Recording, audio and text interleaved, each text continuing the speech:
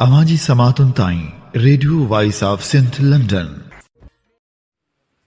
19 अप्रैल 2026 आचर्य ॾींहुं प्रोग्राम मंज़रनामो साण करे आऊं अवां जी ख़िदमत में हाज़ुर आवां जो पंहिंजो मेज़बान हबीब लगारी। प्रोग्राम जी शुरूआत में अवां लाइ इहा ई दुआ त शाल जितो जो सुख सलामती सां हुजो, कॾहिं बि ॾुखियो ॾींहुं न ॾिसो ऐं कॾहिं बि अव्हां जो मुर्कूं मेरियूं न थियनि। दुनिया जी कुंड कुड़छ में जिते बि रहो सिंध लाइ, सिंध वासियुनि लाइ ऐं दुनिया जे मज़लूम माण्हुनि लाइ जा खोड़ींदा रहो।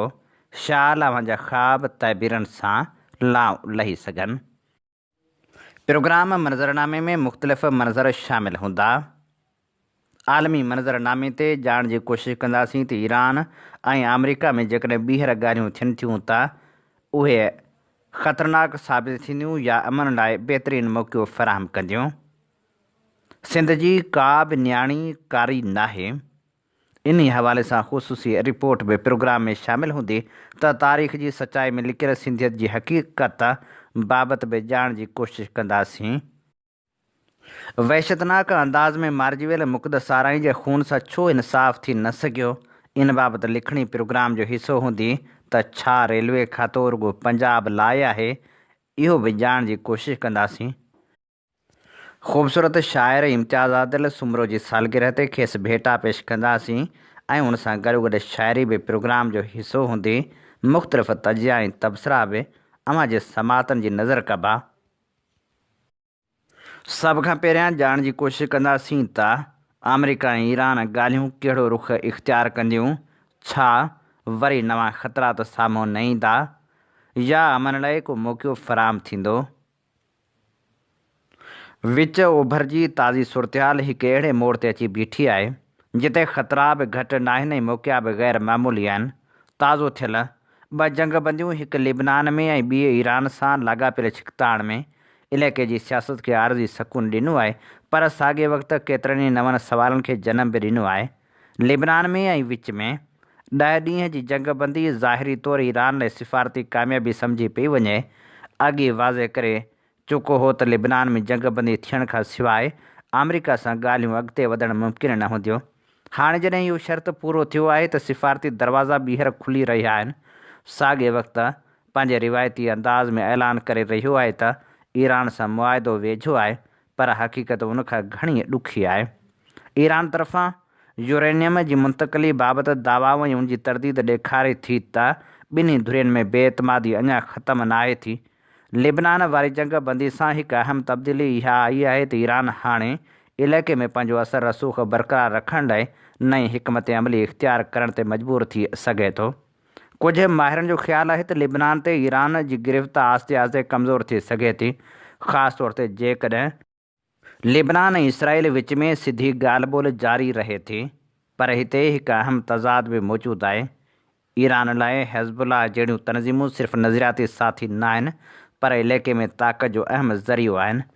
ॿिए पासे अमेरिका ऐं इसराइल लाइ इन्हनि गिरोहनि जी हिमायत घटाइण बुनियादी शर्त आहे। इहो ई नुक़्तो मुस्तक़बिल जे ॻाल्हियुनि में सभ खां वॾी रुकावट बणिजी सघे थो। उनखां सवाइ ॿियो मसइलो बि इंतिहाई हसास आहे। दुनिया जे वॾे तेल जी फ़राहमी हिन तंग सामूंडी रस्ते मां गुज़रे थी ऐं ईरान उन ते पंहिंजो असरु वधाइणु चाहे थो। जेकॾहिं हिन रस्ते ते कंहिं टोल बाबति इख़्तिलाफ़ वधनि था त आलमी मईशत ते बि उनजा असर पइजी सघनि था। तारीख़ ॿुधाए थी त ईरान सां वॾा मुआदा जल्दी नाहिनि थींदा। 2015 वारो जोहरी मुआदो बि डिघे ऐं पेचीदा ॻाल्हियुनि खां पोइ थियो हो, जेको बाद में ट्रंप हुकूमत ख़तमु करे छॾियो।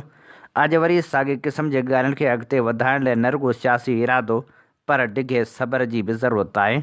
मौजूदा जंगबंदियूं यकीनन हिकु मौक़ो फ़राहम कनि थियूं ॻाल्हियुनि खे अॻिते वधाइण, तकरारनि खे घटाइण ऐं शायदि कंहिं वॾे मुआदे ताईं पहुचाइण लाइ, पर साॻिए वक़्तु आरज़ी आहिनि, नाज़ुक आहिनि ऐं कंहिं बि लम्हे टुटी सघनि थियूं।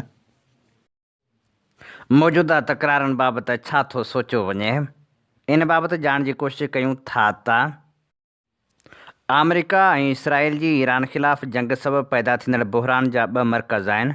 ईरान जे ॾखण में वाक़िअ 24 मील डिघी आबराए हुर्मुज़ ऐं उनखां लॻभॻि 7000 मील परे वाइट हाउस। IMF ऐं वर्ल्ड बैंक जो इजलास वाशिंगटन में थियो त दुनिया जे ॿियनि मुल्कनि खे पंहिंजे मुआशी ख़दशनि खे सिधो सो अमरीकी सदर जी इंतिज़ामिया आॾो पेश करण जो हिकु मुनफ़रिद मौक़ो मिलियो।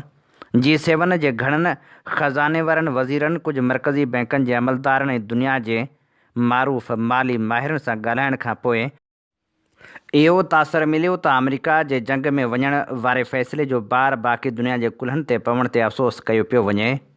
बरतानिया जे नाणे वारे वज़ीर हिन हवाले सां ख़ासि तौर ते खुलियल नमूने सां ॻाल्हायो।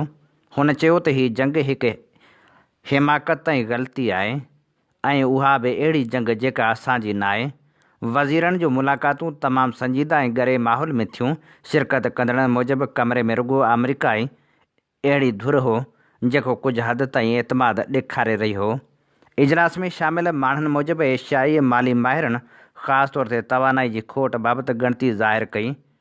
नाश्ते जी मेज़ ते अहिड़ा ख़दशा साम्हूं अचण खां थोरी देरि बाद अमरीकी नाणे वारे वज़ीर अमरीकी TV ते ज़ाहिर थी चयो त परेशान थियण जी का ज़रूरत नाहे, मार्केटूं ऐं मैशत जल्दी संभलिजी वेंदियूं।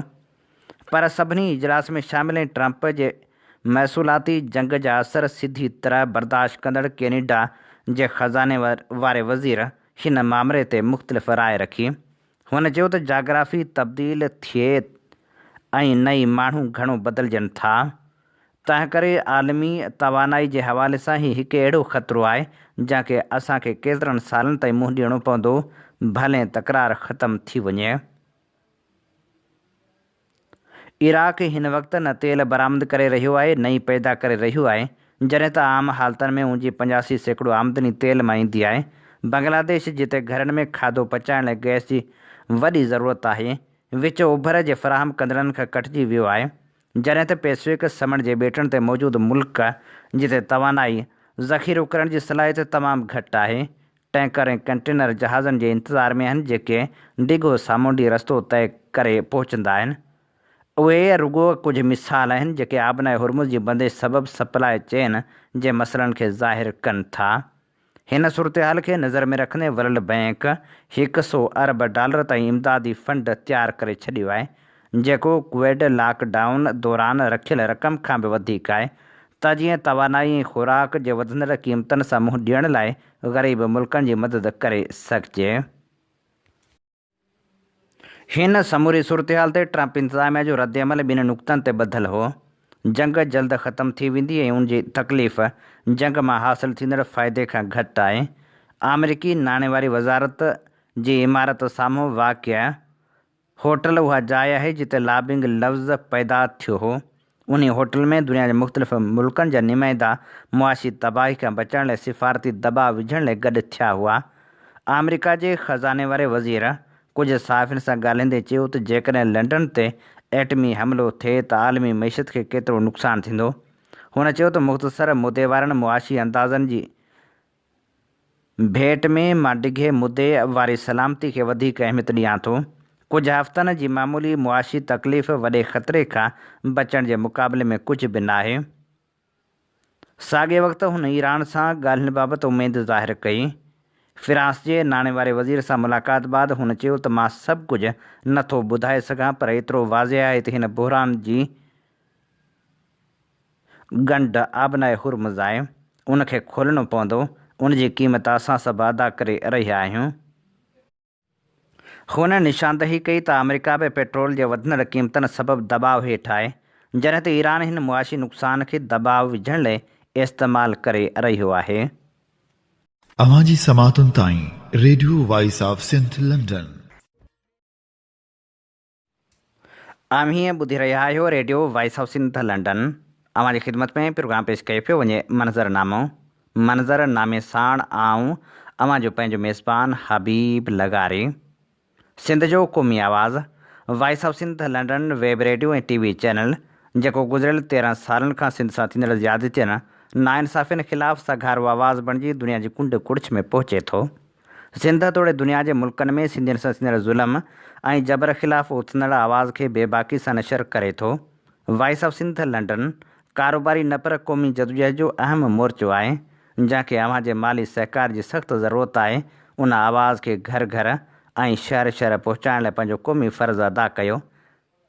चैनल जे लिंक खे लाइक ऐं सब्सक्राइब ज़रूरु कयो। सिंध में औरतुनि जे क़त्ल वारनि वाक़िअनि ते इमरान अली चांग लिखियो। औरतूं हसास हूंदियूं आहिनि ऐं तमामु घणियूं।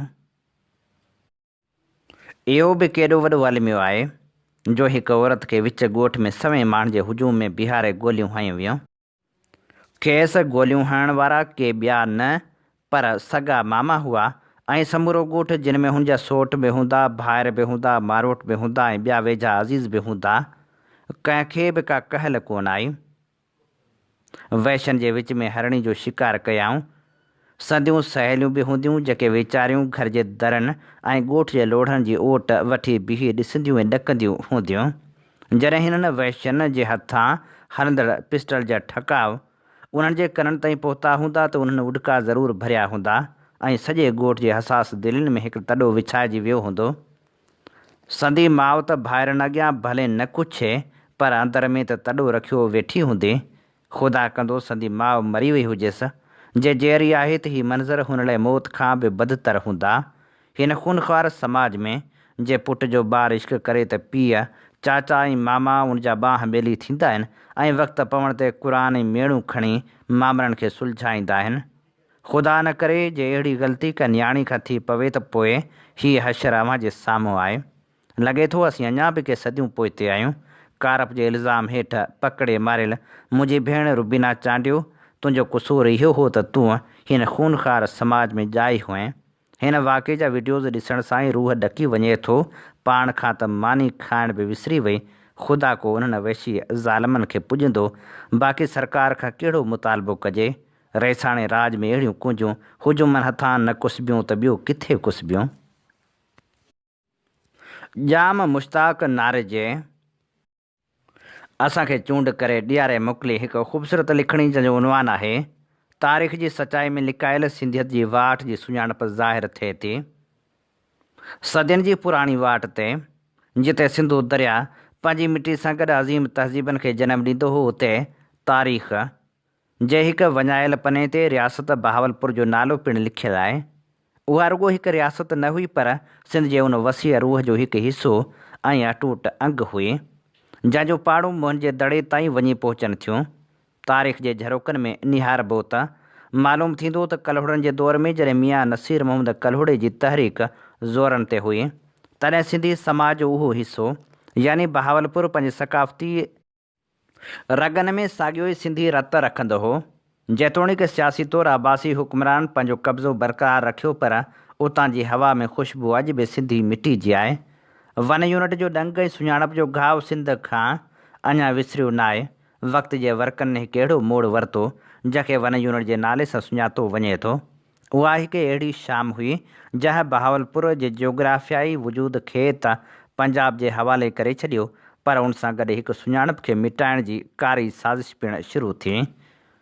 ॿोली लफ़्ज़ जो मजमू नाहे हूंदी पर उहा पूरी क़ौम जो हाफ़्ज़ो हूंदी आहे। जॾहिं सिंधी ॿोली खे हटाए उर्दू ऐं पंजाबियत जे जबरी रंगनि खे मढ़ियो वियो त ईअं लॻो ॼण दरिया खां संस लहरूं खसियूं पियूं वञनि। पर तारीख़ गवाह आहे त सचाई जा ॾीआ कंहिं बि तूफ़ान सां विसामी नथा सघनि ऐं अॼु उन्हनि ऐवाननि में गूंजंदड़ सदाऊं इहो पैगाम ॾियनि थियूं त असीं सिंध धरती जा हिलाली पुट आहियूं। ताज़ो पंजाबी असेंबली जे गूंगन ऐवाननि में जॾहिं साईं मुमताज़ चांग सिंधी ॿोली में पंहिंजो लबैक चयो त उहा रुॻो हिकु तक़रीर न हुई, उहो हिकु क़दीम सच जो ॿीहर जनमु हो। उहो इन ॻाल्हि जो ऐलान हो त सिंधियत सरहदनि जी मुहताज न आहे। ॿोली जो रिश्तो नक्शनि खां वधीक मज़बूत थींदो आहे। सुञाणप कॾहिं बि दॿाव सां मिटिजी नथी सघे। सिंध माथिरी हिकु लाहद तहज़ीब जी वारस रही आहे जितां दुनिया जे ॿियनि तहज़ीबनि जनमु वरितो आहे। सिंध रुॻो हिकु सूबो न आहे पर हिकु अहिड़ी काइनात आहे जंहिंजो पड़ाॾो मकरान खां वठी कच्छ ताईं ऐं मुल्तान खां वठी बहावलपुर ताईं ॿुधण में अचे थो। सिराइकी जो मिठो लहजो जंहिंमें सिंधी वराणियूं ऐं रूहानियत समायल आहे। उहा उन्ही अज़ीम सिंधी विरसे जो तसलसल आहे। अॼु जे तेज़ रफ़्तारी वारे दौर में जिते क़ौमूं पंहिंजे माज़ी खे विसारे रहियूं आहिनि असांखे पंहिंजे माज़ी ॾांहुं मोटे ॾिसणो पवंदो। असांखे इहो सम्झणो पवंदो त तारीख़ रुॻो लिकियल अख़र न आहिनि पर असांजे जियापे जो जवाज़ आहे। सिंध जो सफ़र रुकजण वारो न आहे। हीउ हिकु अहिड़ो वहिकिरो आहे जेको सदियुनि खां जारी आहे ऐं जारी रहंदो। बहावलपुर खां वठी कराची ताईं सिंधियत जो सच अॼु बि ओतिरो ई जरकंदड़ आहे जेतिरो मोहन जे दड़े जे ओज वारे ज़माने में हो। तारीख़ी हक़ीक़तूं मरंदियूं न आहिनि, उहे रुॻो वक़्त जी मिटी हेठि दॿिजी वेंदियूं आहिनि। पर जॾहिं सच जो वाव घुले थो त उहे ॿीहर ज़ाहिर थी पवंदियूं आहिनि। मुक़दस आराई जे दर्दनाक क़त्ल वारे वाक़े ऐं इंसाफ़ न थी सघण वारे मामले ते अब्दुल गफ़ूर चांडियो लिखे थो, मुक़दस आराई जंहिंजो तालुक़ु मुंहिंजे पाड़े सां हो, कढण भरिसां आराई बिरादरी जी न्याणी जंहिंजो वाक़ियो 2014 ते पेश आयो।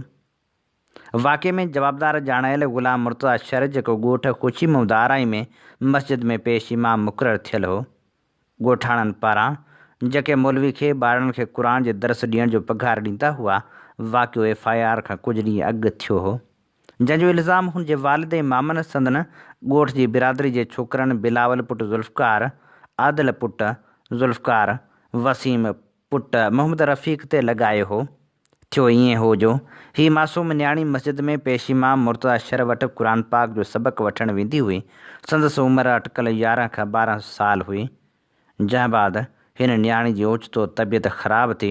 संदसि वालिद ग़ुलाम मुस्तफ़ा आराई हिन न्याणी खे ख़ानगी डिस्पेंसर वटि ॾेखारण लाइ खणी आयो ऐं बाद में छोकिरी जी तबियत वधीक ख़राबु थी, जंहिंमें हीअ न्याणी मक़ामी डॉक्टर खे ॾेखारी वई, पर तबियत में सुधारो न आयो। उन बाद ही फ़ौत थी वई।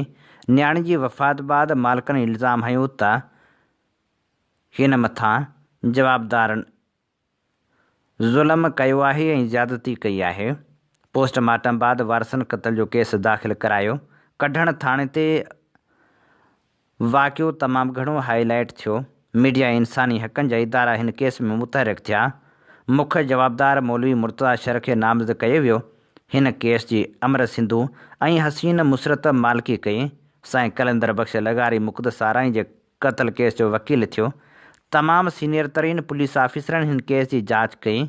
एडिशनल सेशन जज बदीन जी अदालत हिन केस में जवाबदार ग़ुलाम मुर्तज़ा शर खे फाही जी सज़ा ॿुधाई ऐं बाक़ी 3 जवाबदारनि खे उमिरि क़ैद जी सज़ा ॿुधाई वई, जंहिंमें 2 जवाबदार निढी उमिरि जा हुआ।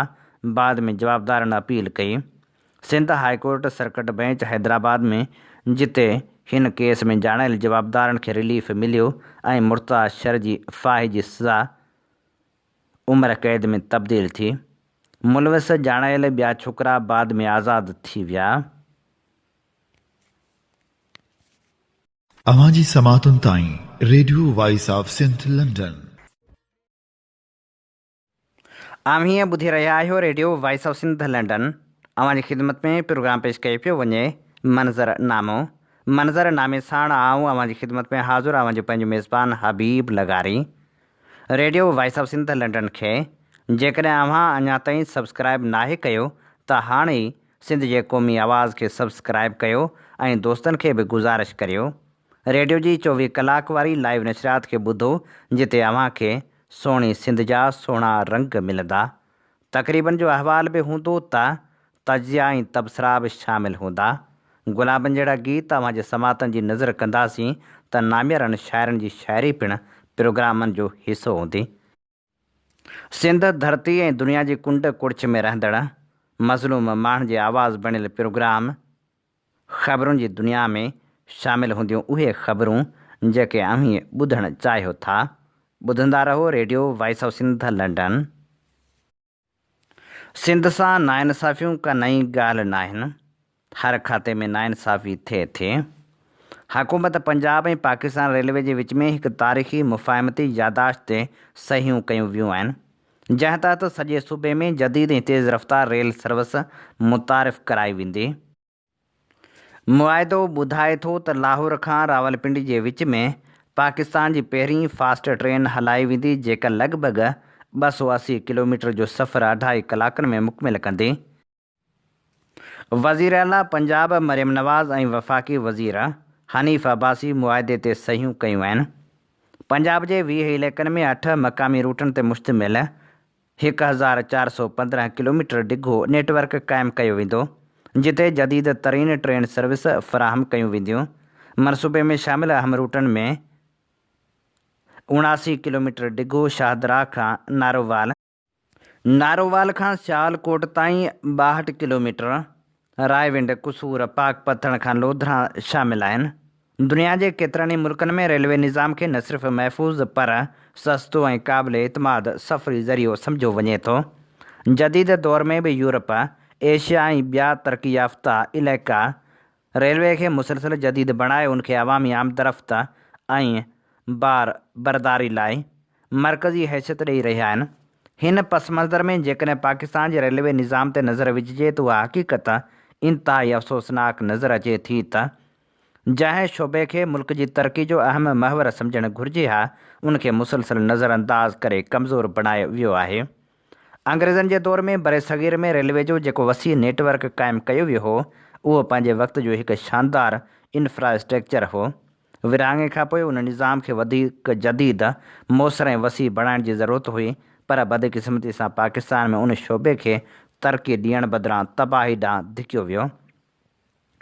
हुकूमती नाअहली, नाक़स पॉलिसियुनि ऐं वसीलनि जी ग़लति विरछ सबबि रेलवे जो निज़ाम आहिस्ते आहिस्ते ज़वाल पज़ीर थींदो वियो। अॼु सूरतहाल इहा आहे जो पाकिस्तान जहिड़े वफ़ाक़ी मुल्क में जिते 4 सूबा आहिनि, उते रेलवे सहूलियतूं अमली तौरु हिकु सूबे ते महदूद थी वियूं आहिनि। इहो तासिर मज़बूत थींदो पियो वञे त पाकिस्तान रेलवेज़ हाणे पंजाब रेलवेज़ बणिजी चुको आहे, जॾहिं त ॿियनि सूबनि ख़ासि तौरु सिंध खे नज़रअंदाज़ कयो वियो आहे। सिंध जेका तारीख़ी तौरु रेलवे नेटवर्क जो अहम हिसो रही आहे, उते अॼु रेलवे जो ढांचो लॻभॻि ख़तमु थियण जे वेझो आहे। सिंध में केतिरनि ई अहम रेलवे स्टेशन तां ट्रेनुनि जा स्टॉप ख़तमु कया विया आहिनि, जंहिं सबबि मक़ामी माण्हुनि खे सफ़र में सख़्तु तकलीफ़ुनि खे मुंहुं ॾियणो पवे थो। सवें निढियूं रेलवे स्टेशनूं बंदि कयूं वियूं आहिनि, जेके कॾहिं ॻोठनि ऐं निढनि शहरनि खे वॾनि शहरनि सां ॻंढींदियूं हुयूं। उनखां सवाइ केतिरा ई रेलवे रूट मुकमिल तौरु ख़तमु कया विया आहिनि, जंहिंसां न सिर्फ़ मुसाफ़िरनि खे पर वापारियुनि खे बि नुक़सानु थियो आहे। बरदारी लाइ इस्तेमालु थींदड़ ट्रेनुनि जी बंदिश सां सिंधी मईशत ते बि मनफ़ी असरु पियो आहे। सनअतनि ऐं कारोबारी सरगर्मियुनि लाइ सस्तो ऐं मौसर ट्रांसपोर्ट सिस्टम ज़रूरी हूंदो आहे, जेको रेलवे वसीले मुहैया थी सघे थो, पर उनजी खोड़ जे करे कारोबारी ख़र्चनि में इज़ाफ़ो थियो आहे। नतीजे तौरु मुआशी तरक़ी जी रफ़्तार बि मुतासिर थी आहे। अफ़सोस जी ॻाल्हि इहा आहे त सिंध लाइ ॼण रेलवे खातो पंहिंजी अफ़ादियत वञाए चुको आहे। पीपल्स पार्टी वफ़ाक़ी हुकूमत जो हिसो हुजण बावजूदि अवाम लाइ को बि आवाज़ नथी उथारे, न वरी रेलवे खाते में का रेल हलराए सघी आहे जो सिंध जे शहरनि खे, सिंध जे माण्हुनि खे को फ़ाइदो पहुची सघे। हाणे त ईअं लॻे थो ॼण पाकिस्तान रेलवेज़ न पर पंजाब रेलवेज़ आहे। अॼु सिंधी ॿोली जे इंतिहाई सगारे शाइर इम्तियाज़ आदिल सुमरो जो जनमॾींहुं मल्हायो पियो वञे। हिकु तख़लीकार लाइ संदसि जनमॾींहं ते भेट जेकॾहिं संदसि शाइरी सां कजे त इन खां वॾी का ॿी ॻाल्हि थी बि नथी सघे। नामियारो शाइर इम्तियाज़ आदिल सुमरो लिखे थो, बाह थो फिरदोस में ॿारे छॾीं, सूंहं थो कारी करे मारे छॾीं, प्यार जा पापी ईअं पिस्टल खणी, गाम तां घूरे 2 टे गोलियूं हणी, झंग जे कानून कारे जा धणी, छो गुलाबी जिस्म थो ठारे छॾीं, सूंहं थो कारी करे मारे छॾीं। वहशतनि जा ॾेह में ॾेई वाक तूं, ऐं इरादा ख़ुदि खणी नापाक तूं, प्यार जी पुरज़ा करे पोशाक तूं, नींहं खे नंगो थो बीहारे छॾीं, सूंहं थो कारी करे मारे छॾीं। नफ़रतूं बंदूक में पियो थो भरीं, सूंहं सिक ते रोज़ थो हमला करीं, शल ॿुॾी पंहिंजे पघर में तूं मरीं, खून सां छो थो ख़ुशियूं धुआरे छॾीं, सूंहं थो कारी करे मारे छॾीं। शाहिदियूं मेहराण जूं छोलियूं भरे, जे ॾियनि तो ते त मुंहिंजी दिलि ठरे, इश्क जे इल्ज़ाम में क़ाबू करे, तूं सिंधू में लाश थो ठारे छॾीं, सूंहं थो कारी करे मारे छॾीं। तो मोहबत जी सम्झी न माजरा, दिलि जी दुनिया खां सफ़ा ॼण उपरा, ओ अड़े आदमी जा अरड़ा छोकिरा, तूं हवा खे रत थो रुआरे छॾीं, सूंहं थो कारी करे मारे छॾीं। शक जा शैतान सभु सुम्हंदा वरी, सूंहं सिक आज़ाद थी घुमंदा वरी, के त कंहिंजा हथ वठी चुमंदा वरी, हौसलो आदिल मतां हारे छॾी, सूंहं थो कारी करे मारे छॾी। पंहिंजे हिकिड़े ॿिए ख़ूबसूरत नज़म में इम्तियाज़ आदिल सुमरो लिखे थो, तहज़ीब छा तारीख़ थी बर्बाद थिए, तहज़ीब छा तारीख़ थी बर्बाद थिए, ऐं जॾहिं दरसगाहूं क़त्लगाहूं थी वञे तालीम ख़ुदि तारीख़ थी, क़ौम जी तक़दीर कहिड़ी ठीक थी, शऊर जे घर वञे तालो लॻी, इल्म जो निकिरे थो ॾेवालो वञे, इल्म जे घर ख़ौफ़ जी पवंदी टिकी, हर ख़ुशी वेंदी किताबनि में लिकी, कहिड़ी पहिरे में पढ़ाई थिए भला, इल्म ॾींदड़ ख़ुदि वॾे वीचार में, ऐं पिराईंदड़ अॻे ई आज़ार में, केॾो दुनिया आ वधी अॻिते वई, ऐं असां पुठिते वञूं था पिया सभई, वक़्तु केॾो तेज़ थो डुकंदो वञे, ऐं असां खां अॻु कढंदो थो वञे, पर कयूं बसि ॼण त उॾंदो थो वञे, वक़्तु वेंदो भरबा शुकारा रुॻो, इल्म जो घर थी वेंदा ॼारा रुॻो, ऐं अज़ालो इल्म जे नुक़सान जो छा करे सघंदा भला नारा रुॻो, उन खां अॻु आदिल थी पवंदा ॻोल्हणा, इल्म सां सभु बदख़्वाही जा सबबु, ख़ुदि पंहिंजी क़ौम जी तबाही जा सबबु। सारो त जग जहान बुरो थी नथो सघे, लेकिन हर आदमी बि सुठो थी नथो सघे, ग़म कंहिं चयो मुंहिंजो दड़ो थी नथो सघे, ॾुखा कराची जो मज़ो थी नथो सघे, सियासत जे कारोबार में पियो थो ख़राब थिए, इज़त जो हुन खां को बि धंधो थी नथो सघे, जो पंहिंजे सॻे भाउ जो ई भाउ नथो थिए, मुंहिंजे अधे चवण सां अधो थी नथो सघे, सौगात कॾहिं सूर सदमो थी नथो सघे, आ दर्द दर्द दर्द तोहफ़ो थी नथो सघे, सच कूड़ वांगुरु राति जहिड़ो थी नथो सघे, ऐं कूड़ उजड़ो ॾींहुं जहिड़ो थी नथो सघे, पुट कद में पंहिंजे पीउ खां वॾो थी बि सघे थो, पुट जग में पंहिंजे पीउ खां वॾो थी नथो सघे, मिलंदा त वफ़ादार सचा खोड़ थी मिलंदा, पर हर को वफ़ादार सचो थी नथो सघे, आदिल खे एतबार अञा बि नथो अचे, बदख़्वाह ख़ैर ख़्वाह कंहिंजो थी नथो सघे। ऐं हाणे अचो था इम्तियाज़ आदिल सुमरे खां संदसि आवाज़ में शाइरी ॿुधूं। आज़ाद कर मूंखे पंहिंजी यादि मां आज़ादु कर, दहशतुनि में जेकॾहिं तन मन हुजे, मुंहिंजी दिलि जो आग में दामन हुजे, बाहि ऐं बारूद में जीवन हुजे, ऐं तुंहिंजो वर्ताव वाशिंगटन हुजे, खिल ख़ुशी मुंहिंजी खणी बगदाद कर, मूंखे पंहिंजी यादि मां आज़ादु कर, भल वफ़ा मुंहिंजी विसारे छॾ त छॾ, ऐं जफ़ा पंहिंजी जियारे छॾ त छॾ, दिलि तां मुंहिंजो नाव वारे छॾ त छॾ, पंहिंजी पर में मूंखे मारे छॾ त छॾ, ऐं कॾहिं भुलिजी न मूंखे यादि कर, मूंखे पंहिंजी यादि मां आज़ादु कर, सोच में सिक में सचल दाख़िल करे, दिल लतीफ़ी लुत्फ़ में शामिल करे, तांग कुझु तनवीर खां हासिल करे, इश्क कुझु अयाज़ ॾे माइल करे, हुस्न खे भल हू बहु उस्ताद कर, मूंखे पंहिंजी यादि मां आज़ादु कर,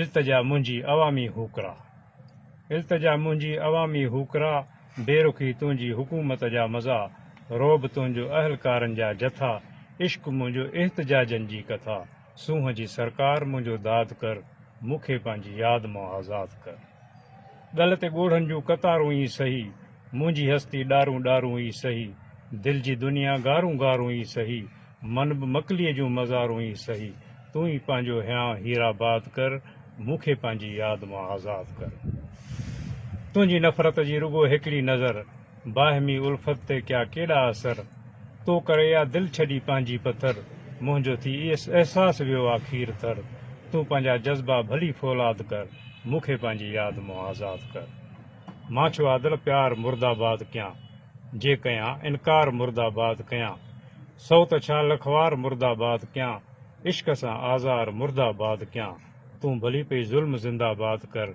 मूंखे पंहिंजी यादि मां आज़ादु कर, मूंखे पंहिंजी यादि मां आज़ादु कर। इम्तियाज़ आदिल सुमरे जी ख़ूबसूरत शाइरी सां अॼोके प्रोग्राम जा समूरा रंग हवाउनि में विखरी चुका पंहिंजे मेज़बान हबीब लगारी खे इन्ही साॻी दुआ सां ॾींदा इजाज़त।